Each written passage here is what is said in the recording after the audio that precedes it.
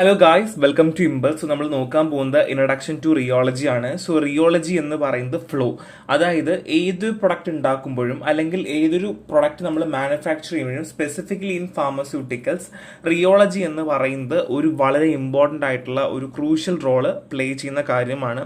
കാര്യം പാക്കിംഗ് സമയത്ത്, മിക്സിംഗ് സമയത്ത് മെറ്റീരിയലിൻ്റെ കൺസിസ്റ്റൻസി എന്ന് പറയുന്നത് എപ്പോഴും മെയിൻറ്റെയിൻ ചെയ്യേണ്ടത് വളരെ ഇമ്പോർട്ടൻ്റ് ആണ്. അതുകൊണ്ട് തന്നെ റിയോളജി എന്ന് പറയുന്ന ഒരു ടേമിന് തന്നെ അത്രയും വലിയ ഇമ്പോർട്ടൻസ് ഉണ്ട് എന്നുള്ളതാണ്. So first one is importance of rheology in pharmacy നോക്കാം. The first one is product development ആണ്. ഞാൻ പറഞ്ഞതുപോലെ ക്രീം, പേസ്റ്റ്, ലോഷൻസ് ഒക്കെ നമുക്ക് ഒരു കൺസിസ്റ്റൻസി, ഒരു സ്മൂത്ത്നെസ് കിട്ടണം എന്നുണ്ടെങ്കിൽ റിയോളജി എന്ന് പറയുന്നത് ഒരു ഇമ്പോർട്ടൻറ്റ് ഫാക്ടറാണ്. രണ്ട്, പ്രോസസ്സിംഗ് ആൻഡ് പാക്കിംഗ് ആണ്. അതായത് ഫ്ലോ പ്രോപ്പർട്ടി ഉണ്ടെങ്കിൽ മാത്രമേ പാക്കിംഗ് ചെയ്യുന്ന മെറ്റീരിയലിന്റെ കണ്ടെയ്നറിന്റെ പറ്റിയിട്ടുള്ള കാര്യങ്ങൾ മനസ്സിലാക്കാൻ പറ്റൂ. എങ്ങനെയാണ് മിക്സിങ് ചെയ്യേണ്ടതെന്നുള്ളത് മനസ്സിലാക്കാൻ പറ്റുള്ളൂ. അതെങ്ങനെയാണ് മാനുഫാക്ചറിങ്ങിൻ്റെ കോസ്റ്റ് എന്ന് മനസ്സിലാക്കാൻ പറ്റുള്ളൂ. ഒക്കെ എല്ലാം അതുമായി ബന്ധപ്പെട്ടതാണ്. രണ്ട്, പ്രൊഡക്റ്റ് യൂസേജ് ആണ്. നമുക്ക് ബേസിക്കലി അറിയാം, നമുക്കിപ്പോൾ ക്രീംസ് ആണെങ്കിൽ ട്യൂബ്സിലായിരിക്കും വരണ്ടാവുക, ലോഷൻസ് ആണെങ്കിൽ വലിയ ബോട്ടിൽസ് ആയിരിക്കും വരണ്ടാവുക, അല്ലേ? അപ്പോൾ ഓരോ കണ്ടെയ്നേഴ്സിനും ഓരോ രീതിയിലാണ്. അപ്പോൾ ഏത് പ്രൊഡക്റ്റ്, ഏത് കണ്ടെയ്നേഴ്സ്, ഏത് ടൈപ്പ് ഓഫ് കണ്ടെയ്നേഴ്സ് ഉണ്ടെങ്കിൽ നമുക്ക് ഉപയോഗിക്കാൻ പറ്റും എന്നുള്ള കാര്യങ്ങളും ഇറ്റ്സ് വെരി ഇമ്പോർട്ടൻ്റ് ആണ്. ആൻഡ് പേഷ്യൻ്റ് എക്സ്പീരിയൻസ്, ഒബ്വിയസ്ലി നമുക്ക് എല്ലാവർക്കും അറിയാം, പേഷ്യൻ്റ് എക്സ്പീരിയൻസ് എന്ന് പറയുന്നത് ബേസിക്കലി ബയോളജിക്കൽ അവൈലബിലിറ്റി എന്നുള്ളത് കൊണ്ടാണ്. അതായത് നമ്മൾ ഉപയോഗിക്കുന്ന ഡോസേജ് ഫോമിലൂടെ നമ്മളെ ബോഡിയിലേക്ക് മരുന്ന് കറക്റ്റ് പ്രോപ്പർലി എത്തുക അല്ലെങ്കിൽ എത്തേണ്ടത് വളരെ അത്യാവശ്യമാണ്. So it's very very important that the patient experience has to be optimal. Okay, so ഇത്രയുമാണ് ഇമ്പോർട്ടൻസ്. നമ്മൾ നോക്കാൻ പോകുന്ന ന്യൂട്ടൺ ലോ ഓഫ് ഫ്ലൂയിഡ്സ് ആണ്. സോ ഇത് പഠിക്കാൻ ഇച്ചിരി ഒരു പാടാണ്. അപ്പം ഞാൻ ജസ്റ്റ് ഒരു പടം വരച്ച് തന്നിട്ട് നമുക്ക് പഠിക്കാം കേട്ടോ. സോ നിങ്ങൾ ഫസ്റ്റ് ഓഫ് ഓൾ കരുതേണ്ടത് ഇതൊരു ഫ്ലൂയിഡ് ആണ് എന്ന് നിങ്ങളിപ്പോൾ താൽക്കാലികമായി ഒന്ന് കരുതുക, ജസ്റ്റ് ഇമാജിനേഷനിൽ കരുതുക. സോ ഇത് DR ആണ്, ഇത് A ആണ്, ഇതിൽ ഒരുപാട് ലെയേഴ്സ് ഓഫ് ഫ്ലൂയിഡ് ഉണ്ട് എന്നുള്ളത് കരുതുക. ഓക്കെ, ഇത് ഈ കാണുന്ന വരകളൊക്കെ ഫ്ലൂയിഡിന്റെ ലെയറുകളാണ് കേട്ടോ. സോ ഇത്രയും കരുതിക്കോളാം. സോ നമ്മൾ ഇവിടെ ഒരു ഫോഴ്സ് അപ്ലൈ ചെയ്യുമ്പോൾ, F എന്ന ഫോഴ്സ് അപ്ലൈ ചെയ്ത് കഴിയുമ്പോൾ ഗ്രാവിറ്റേഷൻ പുള്ളുള്ളത് കൊണ്ട് തന്നെ ചെറിയൊരു ചരിവിലേക്ക് പോകുന്നു, അല്ലെ? ഇങ്ങനെ ഒരു ചരിവിലേക്ക് പോകുന്നു. പക്ഷെ ലെയർ അങ്ങനെ തന്നെ ഉണ്ടാവും. പക്ഷെ ലെയർ എന്ത് ചെയ്യുന്നു? താഴേക്കുന്ന് മേലേക്ക് ചരിവോടെയാണ് വരുന്നത്, അല്ലേ? സോ ഇവിടെ DV ആയതുകൊണ്ട് തന്നെ, സോറി ഇവിടെ DR ആയിരുന്നില്ല, DR ആയതുകൊണ്ട് തന്നെ ഇവിടെ എന്താവുന്നു? DV ആവുന്നു. കാര്യം വെലോസിറ്റി നമ്മൾ അപ്ലൈ ചെയ്യുന്നല്ലോ. സോ ഫോഴ്സ് അപ്ലൈ ചെയ്യുമ്പോൾ വെലോസിറ്റി വരുമല്ലോ. അപ്പോൾ ഇവിടെ ഷിയറിംഗ് സ്ട്രെസ് നമ്മൾ അറിയണം എന്നുണ്ടെങ്കിൽ F ഡിവൈഡ് ബൈ A ചെയ്യണം. ഫോഴ്സ് ഡിവൈഡ് ബൈ ഏരിയ ചെയ്താൽ മാത്രമേ ഇവിടെ എത്രത്തോളം ഷിയറിംഗ് സ്ട്രെസ് ഉണ്ടായിരുന്നു, അല്ലെങ്കിൽ എത്ര ഷിയറിംഗ് സ്ട്രെസ് കൊണ്ടാണ് ഈ ഫ്ലൂയിഡ് ചരിഞ്ഞത് എന്നുള്ളത് അറിയണമെങ്കിൽ F ഡിവൈഡ് ബൈ A നമ്മൾ ചെയ്ത് നോക്കണം, അല്ലേ? അത് മനസ്സിലായല്ലോ. ഇനി നമുക്ക് അറിയേണ്ടത് ലൈക്ക് ഈ റേറ്റ് ഓഫ് ഷിയറിംഗ്, എത്ര റേറ്റിലാണ് ഈ റേറ്റ് ഓഫ് ഷിയറിംഗ് ചെയ്തു എന്നറിയണമെങ്കിൽ എന്ത് ചെയ്യണം? DV ബൈ DR ചെയ്ത് നോക്കിയാൽ മതി. അപ്പൊ നമുക്ക് കിട്ടുന്നതാണ് ഷിയറിംഗ് സ്ട്രെസ് എന്ന് പറയുന്നത്. ഒന്നും കൂടെ പറയാം, ഷിയറിംഗ് സ്ട്രെസ് എന്ന് പറയുന്നത് റേറ്റ് ഓഫ് ഷിയറിന് ഡയറക്ട്ലി പ്രൊപ്പോർഷണൽ ആയിരിക്കും. അത് എത്രത്തോളം ഫോഴ്സ് കൊടുക്കുന്നു അത്രത്തോളം ചരിവുണ്ടാകുന്നു, അത്രേ ഉള്ളൂ. ഇത് മനസ്സിലായല്ലോ, അല്ലേ? So that means F is equal to directly proportion to എന്താ കിട്ടിയത്? DV ബൈ DR എന്ന് കിട്ടി. ഇത് ഇത്രയും മനസ്സിലായല്ലോ. ഇത് മനസ്സിലാവാതില്ലല്ലോ. ഒരു ഫ്ലൂയിഡ് ഉണ്ട്, ഫോഴ്സ് നമ്മൾ ചരിച്ചു. അപ്പൊ അത് അതിന്റെ നമ്മൾ ആദ്യം എന്ത് ചെയ്യുന്നു? ഷിയറിംഗ് സ്ട്രെസ് അറിയാൻ വേണ്ടി F ഡിവൈഡ് ബൈ A ചെയ്തു. അതിനുശേഷം റേറ്റ് ഓഫ് ഷിയറിംഗ് അറിയാൻ DV ബൈ DR ചെയ്തു. അത് ഡയറക്ട്ലി പ്രൊപ്പോർഷനിലാണ് നമ്മൾ കണ്ടുപിടിച്ചു. ഓക്കെ അല്ലേ? ഇനി അങ്ങനെയാണ് എന്നുണ്ടെങ്കിൽ F divide by A is equal to eta DV by DR എന്ന് കിട്ടും. സോ ഈറ്റ എന്ന് വെച്ചാൽ വിസ്കോസിറ്റി ആണ് കേട്ടോ. ഈറ്റ മീൻസ് വിസ്കോസിറ്റി ആണ്. സോ ഇപ്പൊ പിടിയിട്ടില്ലേ? നമ്മൾ ഇതിലൂടെ വൃത്തിയായിട്ട് എഴുതി, അതുവരെ ഓക്കെ ആണ്. പക്ഷെ നമ്മൾ ഇതിലൂടെ വൃത്തിയാക്കി എഴുതുന്നുള്ളത് മാത്രമേ ഉള്ളൂ. സോ സിമ്പിൾ ആണ്, ഒന്നുമില്ല. ഇത് ഇത്രയും മനസ്സിലാക്കി വെക്കുക. ഇനി വേണം പഠിക്കാൻ. Newton law of flow state that shear stress between adjacent fluid layer is proportion to the velocity gradient between two layers or shearing layer. ഇപ്പൊ മനസ്സിലായില്ലേ? അതായത് ന്യൂട്ടൺ ലോ പറയുന്നത് ഈ ഷിയറിംഗ് സ്ട്രെസ് ബിറ്റ്വീൻ ഫ്ലൂയിഡ് ഉണ്ടാവുമല്ലോ, അത് പ്രൊപ്പോർഷൻ ടു വെലോസിറ്റി ഗ്രേഡിയന്റ്, എത്രത്തോളം velocity നമ്മൾ ആ ഗ്രേഡിയന്റ് കൊടുക്കുന്നുണ്ടാവുമോ അത്രയും എന്തായിരിക്കും velocity gradient between two layers, രണ്ട് ലെയേഴ്സുമായിട്ട് എന്തായിരിക്കും? ഡയറക്ട്ലി പ്രൊപ്പോർഷനിലായിരിക്കും. ഇപ്പൊ നിങ്ങൾക്ക് കാര്യം പിടിയിട്ടില്ലേ? എന്താ ഞാൻ പറഞ്ഞത്? F by A directly proportion to DV by DR. പിടിയിട്ടില്ലേ? സംഭവം മനസ്സിലായില്ലേ? ഇനി ടു പ്ലേറ്റ് മെത്തേഡ് ഉണ്ട്. സോ ഈ മെത്തേഡ് അറിയാൻ വേണ്ടിയിട്ട്, അല്ലെങ്കിൽ നമുക്ക് ഈ ന്യൂട്ടൺ ലോ ഓഫ് ഫ്ലൂയിഡ് അറിയാൻ വേണ്ടിയിട്ട് ഒരു മെത്തേഡാണ് ടു പ്ലേറ്റ് മെത്തേഡ് എന്ന് പറയുന്നു. സോ ബേസിക്കലി ഇവിടെ ഒരു മാത്തമാറ്റിക്കൽ ഡിസ്ക്രിപ്ഷൻ ഓഫ് വെലോസിറ്റി അറിയാൻ വേണ്ടി ചെയ്യുന്ന ഒരു മോഡലാണ്. അതായത് 2 പ്ലേറ്റ് ഉണ്ടായിരിക്കും, അത് ഫ്ലൂയിഡിനെയാണ് കാണിക്കുന്നത്. 2 പ്ലേറ്റ് ഉണ്ടായിരിക്കും, അതിൽ ഒരു പ്ലേറ്റ് സ്റ്റേഷനറി, അങ്ങനെ ഫിക്സ്ഡ് ആയിരിക്കും, ഒരു പ്ലേറ്റ് അനങ്ങാൻ കഴിവുള്ളൊരു പ്ലേറ്റ് ആണ് കേട്ടോ. സോ ബേസിക്കലി ഈ മേലെ കാണുന്ന പ്ലേറ്റ് എത്രത്തോളം അനങ്ങുന്നുണ്ട്, അല്ലെങ്കിൽ ആ ഫോഴ്സ് കൊടുക്കുമ്പോൾ ഈ അപ്പർ ലെയർ, നമുക്ക് ഫോഴ്സ് ആണ് ഇവിടെ കൊടുക്കുന്നത്, അങ്ങനെയാണല്ലോ മാറുന്നത് അല്ലേ. സോ ഫോഴ്സ് കൊടുക്കുമ്പോൾ എത്രത്തോളം മാറുന്നുണ്ടോ എന്ന് നോക്കിയതിന് ശേഷം നമ്മൾ എന്ത് ചെയ്യുന്നു, നമ്മൾ ഈ ഷിയർ സ്ട്രെസ് കാൽക്കുലേറ്റ് ചെയ്യാറുണ്ട്. പാസ്കൽ PA വെച്ചിട്ടാണ് നമ്മൾ മെഷർ ചെയ്യാറുള്ളത്. സോ ഷിയറിംഗ് റേറ്റ് കാൽക്കുലേറ്റ് ചെയ്യാനായിട്ട് shearing rate is determined by divide the velocity of the upper plate by the distance between two plate measure in reciprocal second. So നമ്മൾ reciprocal second വെച്ചിട്ട് എത്രത്തോളമാണ് upper layer lower layer നിന്ന് move ചെയ്തു എന്നുള്ള നോക്കുന്നു. നമ്മൾ simple തന്നെ, നമ്മൾ ആ പടം വരച്ചില്ലായിരുന്നു, ഇങ്ങനെ ഇരിക്കുന്ന പടം ചരിച്ചു വരയ്ക്കുന്നു, ദാറ്റ് മീൻസ് ഫോഴ്സ് അപ്ലൈ ചെയ്യുന്നു എന്നുള്ളതാണ്. സോ നിങ്ങൾ ആ പടമൊക്കെ വരച്ചു വയ്ക്കാൻ നിങ്ങൾക്ക് ഇച്ചിരി മാർക്ക് കിട്ടും കേട്ടോ. റെഫറൻസ് നോട്ട് നോക്കിയാൽ മതി, അതിനകത്ത് കുറച്ച് ഇക്വേഷൻസ് ഞാൻ കൊടുത്തിട്ടുണ്ട്.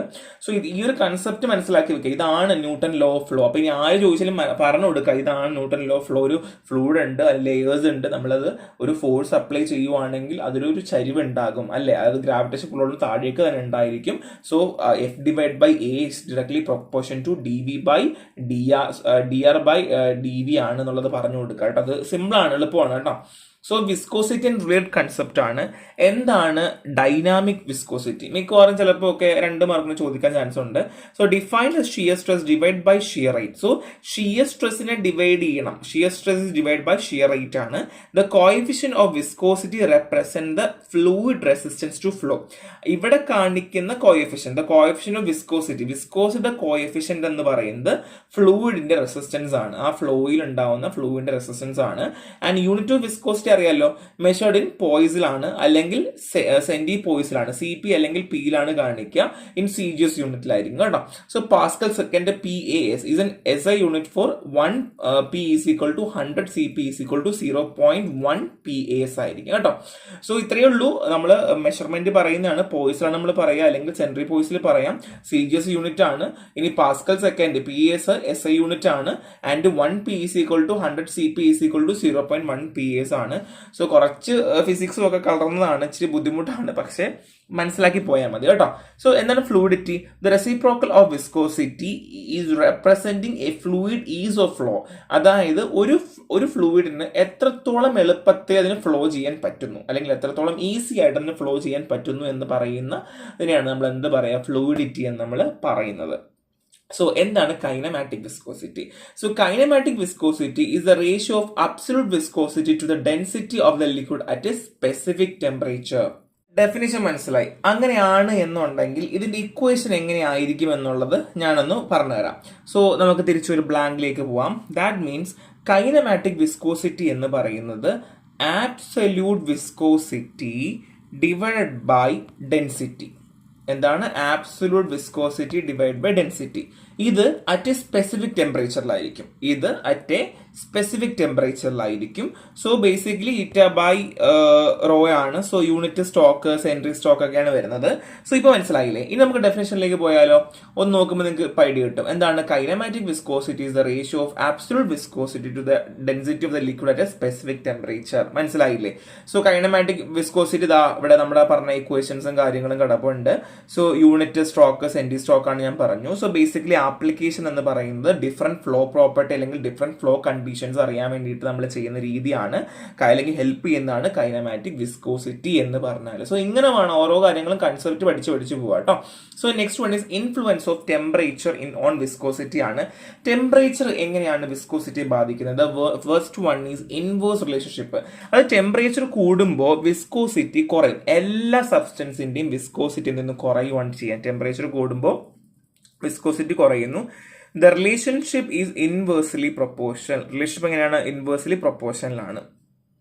Next one is fluid increase ആണ്. അതായത് ഓൾറെഡി വിസ്കോസിറ്റി കുറയുമ്പോൾ ബേസിക്കലി ഫ്ലൂയിഡ് കൂടോ കുറയോ? The fluidity of a liquid increase which rising temperature. കണ്ടോ, ടെമ്പറേച്ചർ കൂടുമ്പോൾ ഫ്ലൂയിഡിറ്റിയും കൂടുന്നു.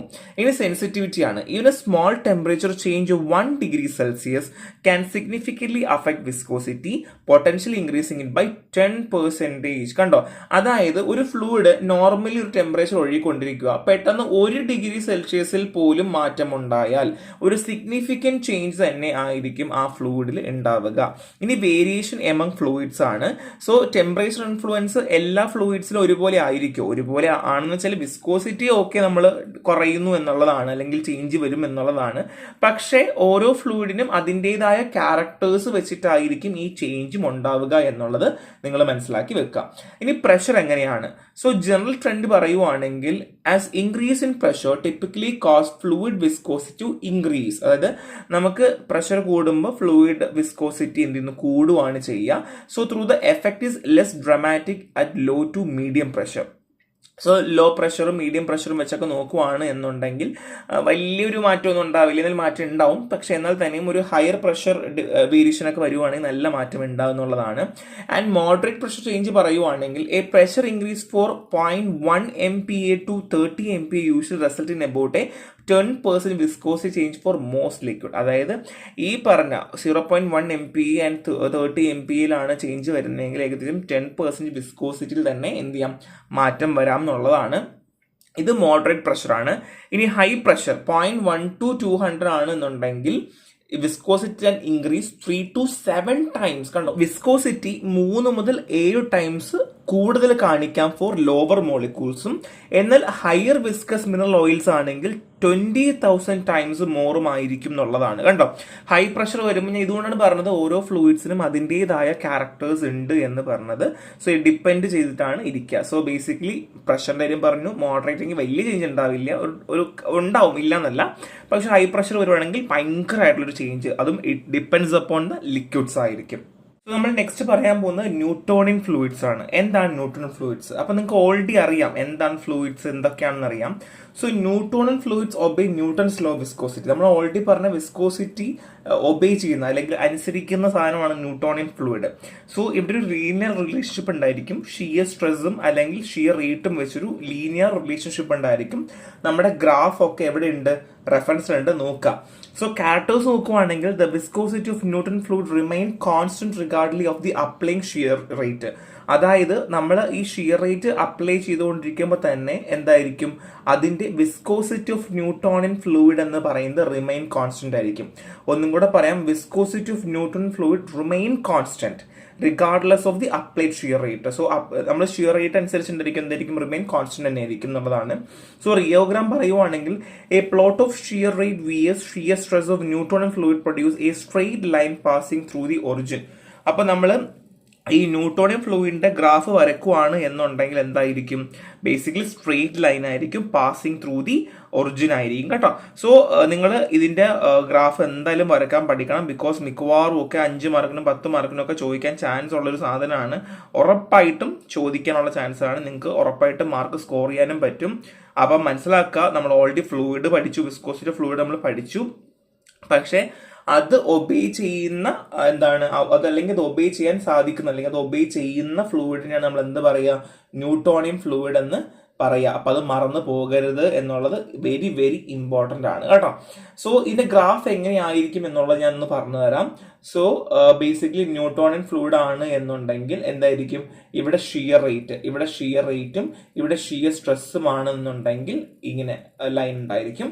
ഇനി നമ്മൾ വിസ്കോസിറ്റിയും ഷിയർ റേറ്റും വെച്ചാണ് നോക്കുന്നതെങ്കിൽ ഇങ്ങനെയായിരിക്കും. ഓക്കെ, 2 ഗ്രാഫാണ് നമുക്കുള്ളത്. സോ എക്സാമ്പിൾ പറയുവാണെങ്കിൽ വാട്ടർ, ഗ്ലിസറീൻ, ഓയിൽ ഒക്കെയാണ് നോർമലി ന്യൂട്ടൺ ഫ്ലൂയിഡിന് നമുക്ക് എക്സാമ്പിൾ. ഈ 2 ഗ്രാഫ് നിങ്ങൾ പഠിക്കുക കേട്ടോ. ഇറ്റ്സ് വെരി വെരി ഇമ്പോർട്ടൻ്റ് ആണ്. സോ സ്ട്രെയിറ്റ് ലൈനും ഉണ്ട് ആൻഡ് ലീനിയർ റിലേഷൻഷിപ്പ് കാണിക്കുന്നതും ഉണ്ട് കേട്ടോ. സോ ഷിയർ റേറ്റും ഷിയർ സ്ട്രെസ്സും തമ്മിൽ ലീനിയർ റിലേഷൻഷിപ്പ് കാണിക്കുന്ന ഗ്രാഫാണ് ഇത്. ലൈൻ കാണിക്കുന്ന ഗ്രാഫാണ് ഇത്. അപ്പൊ രണ്ടും വെരി വെരി ഇമ്പോർട്ടൻ്റ് ആണ്. സോ നോൺ ന്യൂട്ടോണിയൻ സിസ്റ്റം ആണ്. So non Newton fluid do not flow the Newton law of flow. ഇവിടെ എന്ത് ചെയ്യില്ല, അവർ അഡ്ഹർ ചെയ്യില്ല, വളരെ പൊട്ടത്തെറ്റായിരിക്കും കേട്ടോ. അത് അവർ അഡ്ഹർ ചെയ്യാത്ത പോകുന്ന അല്ലെങ്കിൽ അവർ ചെയ്യാതിരിക്കുന്നതിനെയാണ് നമ്മൾ നോൺ ന്യൂട്ടോണിയൻ ഫ്ലോ എന്ന് പറയുക. So their viscosity change shear റേറ്റിനനുസരിച്ച് എന്ത് ചെയ്യുന്നു, വിസ്കോസിറ്റി മാറിക്കൊണ്ടേയിരിക്കുന്നു. മറ്റത് ഡയറക്ട്ലി പ്രൊപ്പോർഷൻ ആണെങ്കിൽ ഇവിടെ അങ്ങനെയല്ല, വിസ്കോസിറ്റി മാറിക്കൊണ്ടേയിരിക്കും. അത് എന്താണ്, ഇറ്റ് ബിയോണ്ട് ദ തിങ് ആയിരിക്കും, അത് മാറിക്കൊണ്ടിരിക്കും. ടൈം ബീങ് അത് മാറിക്കൊണ്ടേയിരിക്കുകയാണ് ചെയ്യേണ്ടാവുക. കോമൺ എക്സാമ്പിൾ പറയുവാണെങ്കിൽ കൊളോയിഡ് സൊല്യൂഷൻ പറയാം. ഇപ്പൊ പേസ്റ്റ് ഒക്കെ ഇല്ലേ, പേസ്റ്റ് എക്സാമ്പിൾ ആണ്. ലാറ്റക്സ് പെയിന്റ് ഒക്കെ എക്സാമ്പിൾ ആയിരിക്കും. സോ ബേസിക്കലി ഷിയർ സ്ട്രെസ് ഉണ്ട് എന്നുണ്ടെങ്കിൽ ചിലപ്പോൾ അവരുടെ ലൈനൊക്കെ എന്ന് വെച്ചാൽ ഇങ്ങനെയൊക്കെ ആയിരിക്കും പോവുക, അല്ലെങ്കിൽ ഇങ്ങനെ വളഞ്ഞിട്ടുണ്ടാവും, തിരിഞ്ഞിട്ടുണ്ടാവും, അപ്പൊ മാറിക്കൊണ്ടേയിരിക്കുന്നു. സോ ടൈപ്പ് പറയുവാണെങ്കിൽ non Newton fluids can be categorized into plastic, pseudo plastic, dilatant flow. So മൂന്നെണ്ണുണ്ട്, പ്ലാസ്റ്റിക് ഉണ്ട്, സ്യൂഡോ പ്ലാസ്റ്റിക് ഉണ്ട്, ആൻഡ് വേറെന്നുണ്ട്, ആൻഡ് ബൈലിൻ ഉണ്ട്. സോ ബേസിക്കലി നമുക്ക് അവിടെയും ഗ്രാഫ് ഉണ്ട് കേട്ടോ. ഈ ഗ്രാഫ് വരച്ചാൽ നല്ല എളുപ്പമാണ്, മനസ്സിലാക്കി വെക്കുക. സോ ബേസിക്കലി വാട്ടറും കോൺസ്റ്റാർച്ചും ആണ് എന്നുണ്ടെങ്കിൽ ഡൈലേന്റ് ആയിരിക്കും. ആൻഡ് ലാറ്റക്സ് പെയിന്റ് പോലെയൊക്കെയാണ് എക്സാമ്പിൾ വരുന്നെങ്കിൽ സ്യൂഡോ ആയിരിക്കും. ആൻഡ് ന്യൂട്രോൺ അറിയാലോ, നമുക്ക് നോർമലി ഒരു ലീനിയർ റിലേഷൻഷിപ്പ് ഉണ്ട്, അത് കറക്റ്റ് പക്ക അങ്ങനെ ഉണ്ടാവും. ആൻഡ് ഇവിടെ നിന്നാണെങ്കിൽ പ്ലാസ്റ്റിക് ആയിരിക്കും. ഈ ഗ്രാഫ് വരച്ച് തന്നെ പഠിക്കുക.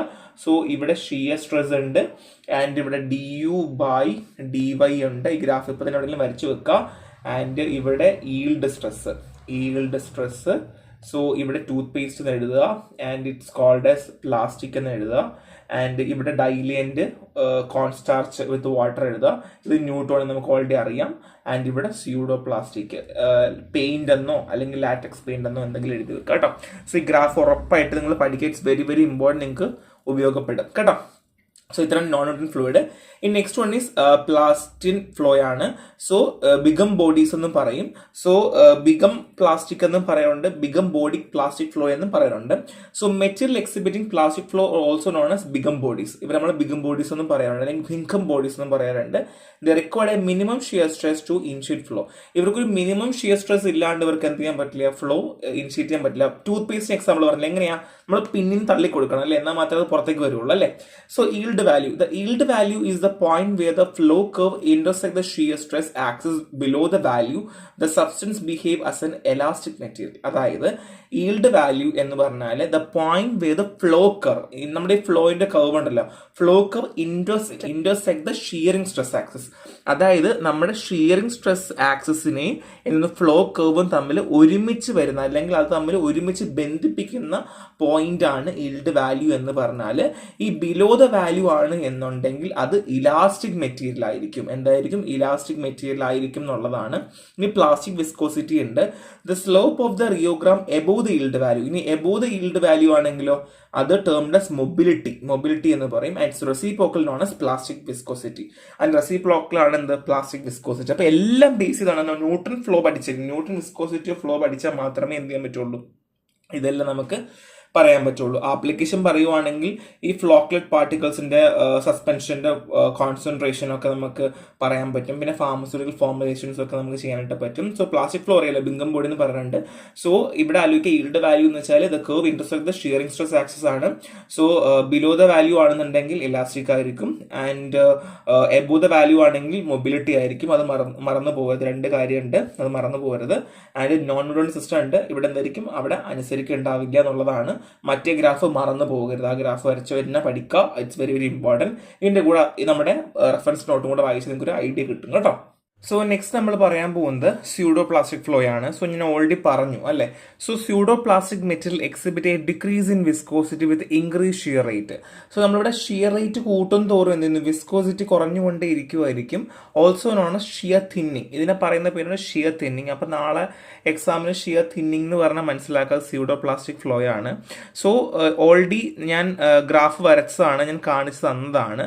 സോ മെക്കാനിസം പറയുവാണെങ്കിൽ ആ shear stress increase, shear stress കൂടുന്ന സമയത്ത് molecules align in the flow direction. ഏതാണോ ഫ്ലോ, ആ ഫ്ലോയിന്റെ നേരെ നിന്ന് മോളിക്യൂൾസ് അലൈൻ ആവുകയും ആൻഡ് റെഡ്യൂസ് ഇന്റേണൽ റെസിസ്റ്റൻസ്, അകത്തുണ്ടാവുന്ന റെസിസ്റ്റൻസ് ഇല്ലേ അത് കുറയ്ക്കുവാണ് ചെയ്യുക. കാര്യം മോളിക്യൂൾസ് എല്ലാം ഒരേ ഡിറക്ഷനിൽ വരികയല്ലേ. സോ നോർമലി ഇങ്ങനെ ഇരിക്കുന്ന മോളിക്യൂൾസ് എല്ലാം ഒരേ ഡിറക്ഷനിൽ സ്ട്രേറ്റ് ലൈനിലേക്ക് വരുവാണ് ചെയ്യുക. അങ്ങനെ എന്ത് ചെയ്യുന്നു, and allowing greater shear rate, അങ്ങനെ ഷിയർ റേറ്റ് കൂടി വരികയാണ് ചെയ്യുന്നുണ്ടാവുക. സോ ഇതൊരു non linear nature of the കർവിലായിരിക്കും നോർമലി ഉണ്ടാവുക കേട്ടോ. So non linear nature of curve ആണ് മിക്കവാറും കാണുന്നുണ്ടാവുക. സോ എക്സാമ്പിൾ പറയുവാണെങ്കിൽ ഗം, പോളിമറിൻ സൊല്യൂഷൻസ്, ട്രഗകാന്ത് ഒക്കെയാണ് എക്സാമ്പിൾ വരുന്നത്. സോ ഗ്രാഫ് നിർബന്ധമായിട്ടും മറക്കരുത് കേട്ടോ.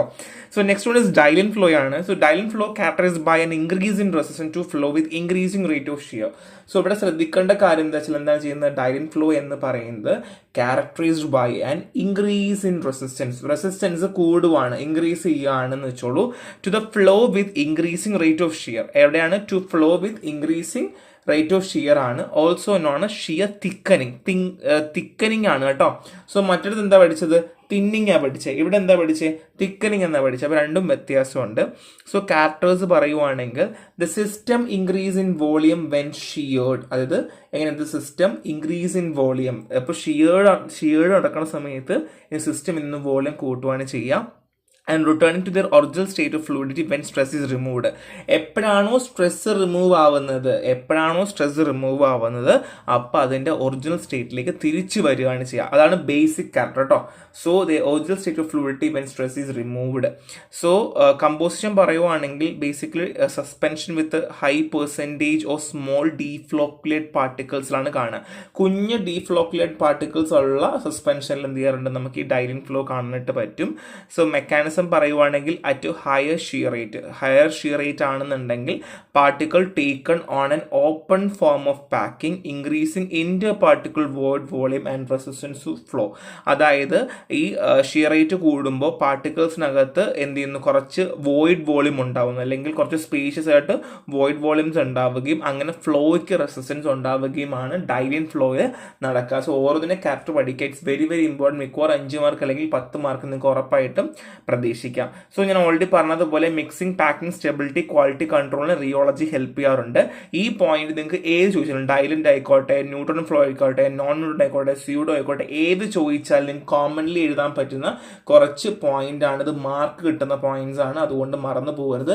ഇതിപ്പോൾ ന്യൂട്ടോണിനാണ്, നോൺ ന്യൂട്രൺ ഉണ്ടെങ്കിൽ ആദ്യം നിങ്ങൾ റിയോളജിനെ പറ്റി എഴുതുക, എന്നിട്ട് എന്ത് ചെയ്യുക, ന്യൂട്ടോണിന്റെ ഗ്രാഫ് വരയ്ക്കുക, ബേസിക് ഗ്രാഫ് വരയ്ക്കുക, അതൊന്ന് റെപ്രസെന്റ് ചെയ്യുക. ബാക്കി ഞാനിപ്പം ബേസിക്കലി എല്ലാം വരുന്നൊരു ഗ്രാഫ് ഞാൻ വരച്ച് തന്നില്ലായിരുന്നു. ആ ഗ്രാഫ് അങ്ങ് വരച്ച് ആദ്യം വെക്കുക, അതിനുശേഷം ബാക്കി എക്സ്പ്ലെയിൻ ചെയ്യുക. അപ്പോൾ നിങ്ങൾക്ക് മാർക്ക് എന്തെങ്കിലും കിട്ടും. സോ ഇത് റിയോളജിയും ഡ്രഗ് ഡെലിവറിക്കും എക്സാമ്പിൾസ് ഞാൻ കൊടുത്തിട്ടുണ്ട്. സോ ജസ്റ്റ് നോക്കി വെച്ചാൽ മതി എങ്ങനെയാണ്, ഏതൊക്കെയാണ് കൺസിഡർ ചെയ്യുന്നത് എന്നുള്ള കാര്യങ്ങളാണ്. സോ ഇത് ഫ്യൂച്ചർ ട്രെൻഡ്സ് ആണ്. സോ നമുക്ക് ഓൾറെഡി അറിയാം നാനോ ടെക്നോളജി ആയാലും, നാനോ ടെക്നോളജി ഒക്കെ ഒരുപാട് ഇതിൽ റിയോളജി എക്സ്പ്ലോർ ചെയ്യാറുണ്ട്. സോ ഇതൊക്കെ ജസ്റ്റ് എക്സ്ട്രാ പോയിന്റ്സ് ആണ്. അത് വായിച്ച് മാത്രം പോയാൽ മതി, അല്ലാണ്ട് അധികം ഒന്നും പഠിക്കണമെന്നില്ല. സോ സിമ്പിൾ ആണ്. ഇവിടെ നമുക്ക് അകപ്പാടെ പഠിക്കാനുള്ളത് മേജർ ആയിട്ടുള്ള ഫ്ലൂയിഡിന്റെ വിസ്കോസിറ്റിയുമായി ബന്ധപ്പെട്ടുകൊണ്ടുള്ള ഡിഫറെന്റ് മെത്തേഡും അല്ലെങ്കിൽ മെത്തഡോളജീസ് ആണ്. നന്നായിട്ട് അത് വായിക്കുക കേട്ടോ. സോ റെഫറൻസ് വായിക്കണം, വായിക്കാതിരിക്കരുത്. സോ നെക്സ്റ്റ് ആണ്. Thank you.